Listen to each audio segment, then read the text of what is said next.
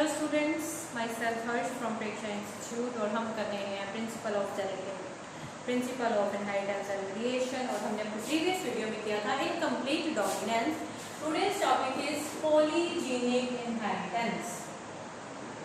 Polygenic inheritance, polygenic inheritance नाम से clear है। पॉली मैंने बहुत सारे होता है, जेनिक मैंने जीन्स। तो पॉलीजेनिक इनहेरिटेंस में एक कैरेक्टर को कंट्रोल करने के लिए हमारे पास नंबर ऑफ जीन्स होते हैं। तो it is the inheritance in which it is the inheritance in which number of traits are controlled by, या फिर in which traits are controlled by several number of genes, several number of genes। Clear हो गया? तो polygenic inheritance is a kind of inheritance जहां पे आपके character को control करने के लिए आपके पास नंबर ऑफ जीन्स हैं। फॉर एग्जांपल आपके स्किन कलर की अगर बात करें, ह्यूमन स्किन कलर की बात करें, तो ह्यूमन स्किन कलर को कंट्रोल करने के लिए देयर आर 3 जीन्स। ठीक है, इस तरह से हम मान लें कि यहाँ पे इसको कंट्रोल करने के लिए हमारे पास 3 जीन है जो डोमिनेंट रिसेसिव फॉर्म में रहते हैं। ठीक जी, जो डोमिनेंट रिसेसिव फॉर्म में रहते हैं। तो अगर हमारे पास तीनों के तीनों जीन रिसेसिव फॉर्म में आ जाए तो ये हो जाता है लाइटेस्ट स्किन कलर, ये होता है लाइट स्किन कलर। ओके, अगर हमारे पास तीनों के तीनों जीन डोमिनेंट फेज पे आ जाते हैं तो ये हमारा है डार्क स्किन कलर। ये हमारा क्या होगा? Dark skin colour. अगर हमारे पास capital A small capital B small B capital C small B इस तरह से आता है तो ये हमारा आ जाएगा इंटरमीडिएट स्किन कलर। ये हमारा क्या आएगा?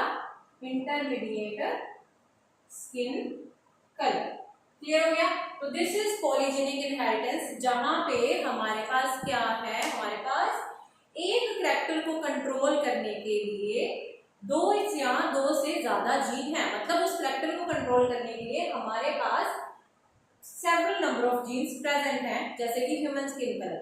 और ये अपना इफेक्ट एड ऑन करके देते हैं। ठीक है जी, ये अपना इफेक्ट क्या करते हैं? एडिटिव इफेक्ट देते हैं। इस तरह का इफेक्ट देते हैं, एडिटिव इफेक्ट देते हैं।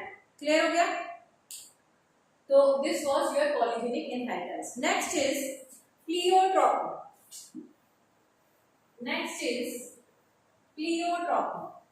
अब हमने बात की पॉलीजेनिक इनहेरिटेंस में कि हमारे पास एक कैरेक्टर को संभालने के लिए ज्यादा जीन है।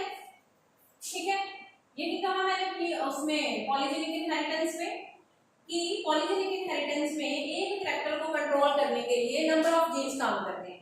प्लियोट्रॉपी में इसका बिल्कुल रिवर्स हो जाता है। प्लियोट्रॉपी में एक जीन के ऊपर बहुत सारे कैरेक्टर जो है कंट्रोल करने की जिम्मेवारी होती है। मतलब प्लियोट्रॉपी में one gene can control number of characters. ठीक है, तो number of a single gene, यहां पे फिर क्या है? A single gene exhibit number of traits.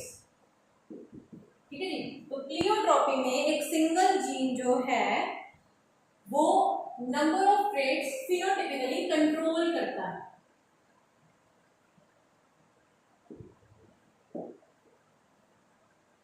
A single gene exhibit number of traits phenotypically, या फिर a single gene controls number of traits phenotypically। ठीक है जी, for example starch production in pea plant.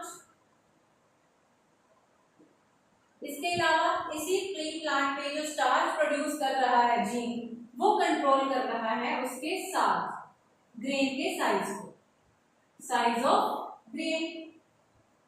उसी तरह सिकल सेल एनीमिया, ये एक तरह का डिजीज है, sickle cell anaemia. Sickle cell anaemia एक तरह का डिजीज है जिसमें जो नॉर्मल ह्यूमन बींग्स के आरबीसी होते हैं, जिस बंदे में, जिस ऑर्गेनिज्म में, जिस ह्यूमन में ये सिकल सेल एनीमिया डिजीज होगा, उसकी आरबीसी का शेप क्या हो जाता है? उसके आरबीसी के न्यूक्लियस का शेप हो जाता है इस तरह से। ठीक है। तो आरबीसी का शेप किस तरह से हो जाता है, सिकल जैसा, घास काटने वाली सिकल होती है ना जो, उसके जैसे। क्लियर हो गया। तो प्लियोट्रॉपी में जैसे हमने पॉलीजेनिक इनहेरिटेंस में बोला कि बहुत सारे जीन एक करैक्टर को कंट्रोल करते हैं, यहाँ पे एक जीन बहुत सारे करैक्टर को एक टाइम पे कंट्रोल कर रहा है, जैसे starch production in pea plant और उसी तरह से सिकल सेल एनीमिया। ठीक है जी।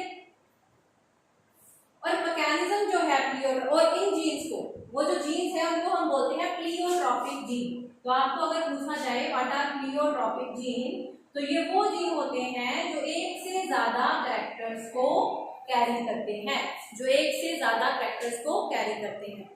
ठीक है जी। तो स्टार्च सिंथेसिस इन पी, उसमें होगा क्या, आपके पास दो तरह के जीन्स हैं, आपके पास दो तरह के जीन्स हैं, कैपिटल बी, ये लार्ज स्टार्च का कंटेंट इसमें ज्यादा होगा और इसका जो ग्रेन है वो बड़ा है। स्मॉल बी स्टार्च का कंटेंट कम है, लेस स्टार्च, और साइज में ये स्मॉल है, साइज में ये क्या है, स्मॉल। ठीक है। तो जब इनकी मेटिंग हुई तो ये हमारे पास इंटरमीडिएट सा आ जाता है, ये हमारा क्या आ जाता है, इंटरमीडिएट चीज हमारे पास प्रोड्यूस हो जाती है। तो ये है प्लियोट्रॉपी। तो प्लियोट्रॉपी जो है उसमें एक जीन बहुत सारे कैरेक्टर्स को कैरी कर रहा है, और पॉलीजेनिक इनहेरिटेंस में बहुत सारे कैरेक्टर्स को, बहुत सारे जीन्स को एक ही काम मिला है, एक ही कैरेक्टर को कैरी करना। ठीक है जी, समझ आ गया। तो thank you for watching the video.